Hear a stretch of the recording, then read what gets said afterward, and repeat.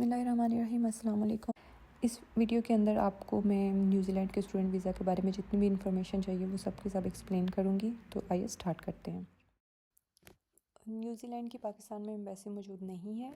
आपको online immigration.gov.nz के ऊपर अप्लाई करना पड़ता है। तो ये इनका होम पेज है। अब हम यहाँ पे देखते हैं कि स्टूडेंट वीज़ा कहाँ पे है। तो ये जी find a visa, study visa हम सेलेक्ट करते हैं। I plan to study for 12 months or more. I'm traveling on a passport from Pakistan.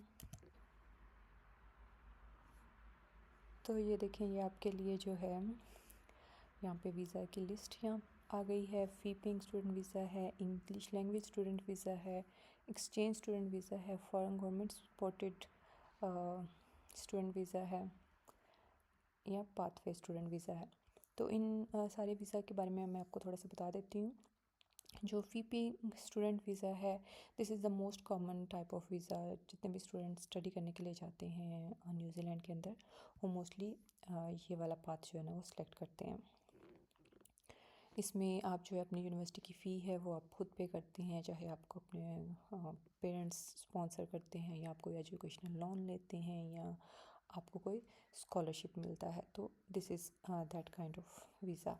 फिर उसके बाद है इंग्लिश लैंग्वेज स्टूडेंट वीज़ा। अगर आप न्यूज़ीलैंड के अंदर इंग्लिश लैंग्वेज सीखना चाहते हैं, ये 1 साल का कोर्स होता है। आप उसमें एडमिशन लेते हैं और आप इंग्लिश लैंग्वेज स्टूडेंट वीज़ा के लिए अप्लाई कर सकते हैं। इस वीज़ा को बाद में आप एक्सटेंड कर सकते हैं अगर आपको वहाँ पे कोई जॉब मिल जाती है या आप किसी और स्टडी प्रोग्राम के अंदर अप्लाई करते हैं। तो आप अपने इंग्लिश लैंग्वेज स्टूडेंट वीज़ा को आप फ़ी पेइंग स्टूडेंट वीज़ा में कन्वर्ट कर सकते हैं। उसके अलावा एक्सचेंज स्टूडेंट वीज़ा है, जिसमें स्टूडेंट्स जो हैं एक यूनिवर्सिटी से न्यूज़ीलैंड की किसी यूनिवर्सिटी में जो है वो एज एक्सचेंज स्टूडेंट जाते हैं 6 मंथ्स के लिए या 1 ईयर के लिए। तो ये उसके लिए अप्लाई कर सकते हैं आप। उसके बाद आता है foreign government supported student visa. अगर आपके पास HEC की स्कॉलरशिप है या गवर्नमेंट की कोई और स्कॉलरशिप है तो आप इस वीज़ा कैटेगरी को सिलेक्ट करेंगे। उसके बाद आता है पाथवे स्टूडेंट वीज़ा। इसमें आप न्यूज़ीलैंड के अंदर अप टू 3 कोर्सेज़ जो है ना वन आफ्टर अदर स्टडी कर सकते हैं और ये नॉर्मली 5 साल का वीज़ा आपको मिलता है और उस 5 साल के अंदर आपने ये जो है 3 कोर्सेज़ अपने कंप्लीट करने होते हैं। अब हम बात करते हैं फ़ी पेइंग स्टूडेंट वीज़ा की। ये वीज़ा उन स्टूडेंट्स के लिए है जिन्होंने अपनी यूनिवर्सिटी की फ़ी जो है वो खुद से पे करनी होती है, क्योंकि न्यूज़ीलैंड में मोस्टली यूनिवर्सिटीज़ काफ़ी ज़्यादा ट्यूशन फ़ी चार्ज करती हैं। तो इसके लिए आपके पास जो है वो फाइनेंशियल्स खुद के हैं या आपका कोई फैमिली मेम्बर, आपके फादर या आपके ब्रदर या कोई और आपको सपोर्ट कर रहा है, आपका स्पॉन्सर कोई है, या आपने कोई एजुकेशनल लोन लिया है, या आप एक पार्शियल स्कॉलरशिप पे हो। अगर आप एक फुल स्कॉलरशिप पे हो तो देन आप जो है वो इस रूट से नहीं जाएंगे। Then you have to go through foreign government supported student visa. तो अगर हम इसकी लेंथ की बात करें, ये वीज़ा कितने साल का होता है, तो नॉर्मली ये 4 साल का होता है। यह डिपेंड करता है कि आपके पासपोर्ट की वैलिडिटी कितनी है। चूँकि इस वीज़ा की लेंथ जो है वो 4 साल है, तो आपको बार बार जो है वीज़ा एक्सटेंशन की जो है ना टेंशन नहीं होगी। आप आराम से जाते हैं बस और स्टडी करते हैं। अब इसकी रिक्वायरमेंट क्या है? सबसे पहले तो ये कि आपका किसी यूनिवर्सिटी में या किसी कॉलेज में न्यूज़ीलैंड के अंदर एडमिशन हो, आपके पास एडमिशन या ऑफ़र लेटर मौजूद हो। उसके बाद आपके पास या तो स्कॉलरशिप हो या फिर आपने यूनिवर्सिटी की फ़ी पे कर दी हो, क्योंकि वीज़ा अप्लाई करने के लिए पहले आपको यूनिवर्सिटी की फ़ी पे करनी पड़ती है, 1 सेमेस्टर की या 1 साल की। उसके बाद ये आपको ये शो करना पड़ता है कि आपके पास जो है अपने लिविंग एक्सपेंसेस के लिए इनफ मनी मौजूद है, या आपके पास कोई ऐसा स्पॉन्सर है, फॉर एग्जांपल कोई न्यूज़ीलैंड में मौजूद है जो ये आपको कंफर्मेशन देता है कि जी मैं आपके जो इतने भी एक्सपेंसेस होंगे वो मैं बियर करूँगा। तो वो लेटर भी यहाँ पे आप यूज़ कर सकते हैं, या आपकी बैंक स्टेटमेंट या आपके स्पॉन्सर की, आपके फैमिली के किसी मेंबर की बैंक स्टेटमेंट जो है ना वो एक्सेप्टेबल होती है। उसके बाद आप के पास इंश्योरेंस होनी चाहिए। और अगर और कुछ डॉक्यूमेंट्स वगैरह चाहिए होंगे जो कि इनके वीज़ा एप्लीकेशन पोर्टल के ऊपर सारी लिस्ट मौजूद है, कौन कौन से आपको documents, for example medical certificate चाहिए होता है, पुलिस क्लियरेंस सर्टिफिकेट चाहिए होता है, तो वो कुछ डॉक्यूमेंट्स हैं। बट मोस्ट इम्पॉर्टेंट कि आपके पास ऑफ़र लेटर हो और आपके पास जो है ना इनफ मनी हो to pay your tuition fees and to cover your living expenses. इस वीज़ा के साथ आप न्यूजीलैंड में फुल टाइम स्टडी कर सकते हो। एज ए स्टूडेंट आप 25 आवर्स अ वीक काम भी कर सकते हो, और अगर सेमेस्टर ब्रेक है या हॉलीडेज़ हैं तो आप जो है वो फुल टाइम काम भी कर सकते हो। ये एक बहुत ही अच्छा पॉइंट है, क्योंकि मोस्टली यूरोपियन कंट्रीज़ जैसे कि जर्मनी वगैरह हो गया, वहाँ पे आपको एज अ स्टूडेंट कुछ स्पेसिफ़िक आवर्स के लिए काम करने की परमिशन होती है और आप उससे ज़्यादा काम नहीं कर सकते। तो यहाँ पे चूँकि आपको हॉलीडेज़ में या सेमेस्टर ब्रेक्स में फुल टाइम काम करने की परमिशन होती है, तो आप इजीली अपने लिविंग एक्सपेंसेस कवर कर सकते हो, आप अपनी सेविंग कर सकते हो फॉर नेक्स्ट ईयर कि आपको ट्यूशन फ़ी पे कर सकते हैं। तो ये एक बहुत प्लस पॉइंट है। मल्टी एंट्री वीज़ा होता है, आप जितनी बार चाहें आप न्यूजीलैंड जा सकते हैं, वापस आ सकते हैं।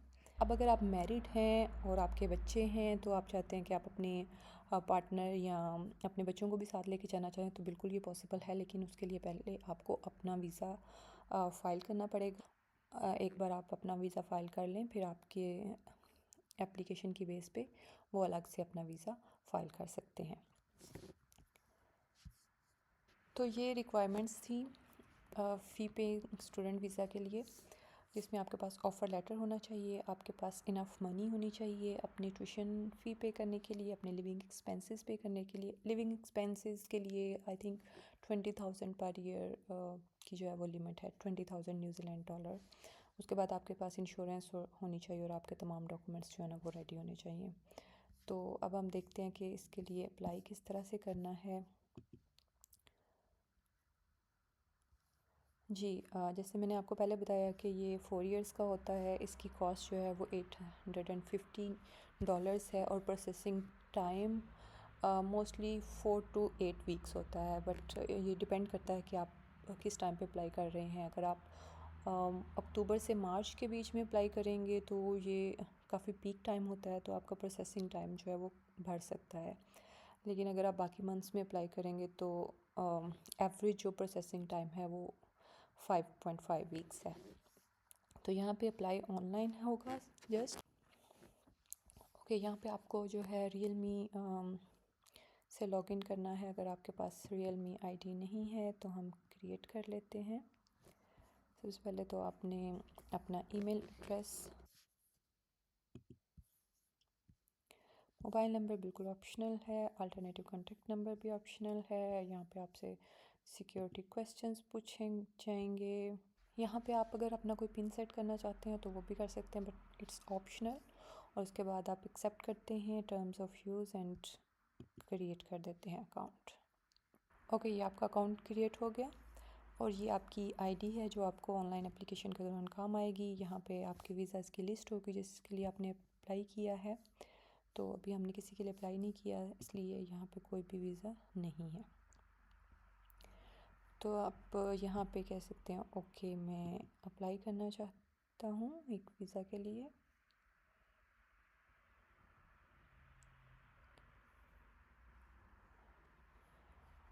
यहाँ पे आपको कुछ चीज़ों की ज़रूरत है, जैसे कि आपकी एक पासपोर्ट साइज़ पिक्चर चाहिए होगी। उसके बाद आपका जो है डेबिट कार्ड और क्रेडिट कार्ड चाहिए होगा जिससे आप वीज़ा फ़ी पे करेंगे।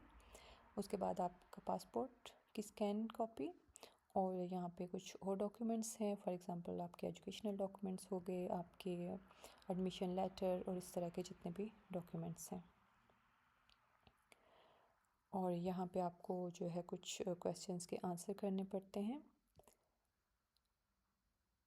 या वो पूछ रहे हैं कि आपकी सिचुएशन क्या है, आपको एक टेम्प्रेरी वीज़ा चाहिए, रेजिडेंट वीज़ा चाहिए या ट्रांजिट वीज़ा चाहिए। तो टेम्प्रेरी वीज़ा, क्योंकि स्टूडेंट वीज़ा एक टेम्प्रेरी वीज़ा होता है। Are you outside New Zealand? Yes. आप कौन से वीज़ा के लिए अप्लाई करना चाहते हैं? स्टूडेंट वीज़ा के लिए। Okay. Is the documentation from your education provider for a pathway student visa? No, pathway नहीं है. Are you an exchange student? No. क्या आपके पास ये स्कॉलरशिप है? No. Are you applying for a visa to study English language? तो ये भी no होगा. Do you have a loan from a home country government to support your study in New Zealand? No. Do you have a scholarship from your home country? नहीं. अगर आपके पास scholarship है तो उसके लिए भी आप स्कॉलरशिप वाला वीज़ा अप्लाई करोगे. अगर आप अब आपके ये सारे आंसर से उन्होंने गेस कर लिया है कि आप फ़ी पेइंग स्टूडेंट वीज़ा के तौर पे अप्लाई करना चाहते हैं. ओके, तो स्टार्ट माय एप्लीकेशन. ओके जी, ये आपकी एप्लीकेशन जो है वो ड्राफ्ट हो गई है. और अब जो है यहाँ पे आप अपनी सारी जो है वो डिटेल्स ऐड करेंगे और फिर आप अपने वीज़ा सबमिट कर देंगे. यहाँ पे आपकी आइडेंटिटी डिटेल्स है, फिर उसके बाद एड्रेस होगा, eligibility, character, health, relationships, immigration assistance, supporting documents, और एंड पे आप रिव्यू करके डिक्लेयर कर देंगे. ये सारे सेक्शंस आपको फिल करने पड़ेंगे. अपनी सारी डिटेल्स, अपने सारे डॉक्यूमेंट्स वगैरह आप अपलोड करेंगे और उसके बाद जो है आप यहाँ पे सेव कर देंगे. यहाँ पे मैंने चूँकि कुछ भी अपलोड नहीं किया, कोई डिटेल्स जो है वो नहीं बताई, इसलिए मुझे ये वार्निंग आ गई है. आप अपनी सारी डिटेल्स एंटर करें, अपने डॉक्यूमेंट्स अपलोड करें और उसके बाद रिव्यू करके फ़ी पे करें और सबमिट कर दें. विदिन 4 to 8 वीक्स अगर कुछ डॉक्यूमेंट्स या कुछ इन्फॉर्मेशन मिसिंग है तो वो आपको ईमेल कर देंगे. और अगर सब कुछ ठीक ठाक है तो इंशाल्लाह 2 महीने के अंदर अंदर आपका वीज़ा आपके हाथ में होगा. आई होप कि इस वीडियो के बाद आपको न्यूजीलैंड के स्टूडेंट वीज़ा की समझ आ गई होगी, किस तरह से अप्लाई करना है. आपको किसी कंसल्टेंट के पास जाने की ज़रूरत नहीं है, किसी को पैसे देने की ज़रूरत नहीं है. बहुत इजी प्रोसीजर है, आप सारा खुद कर सकते हैं. अगर फिर भी कोई चीज़ आपको कंफ्यूजिंग लग रही है तो आप कमेंट बॉक्स में ज़रूर पूछिएगा. स्टे ट्यून्ड एंड अल्लाह हाफिज़.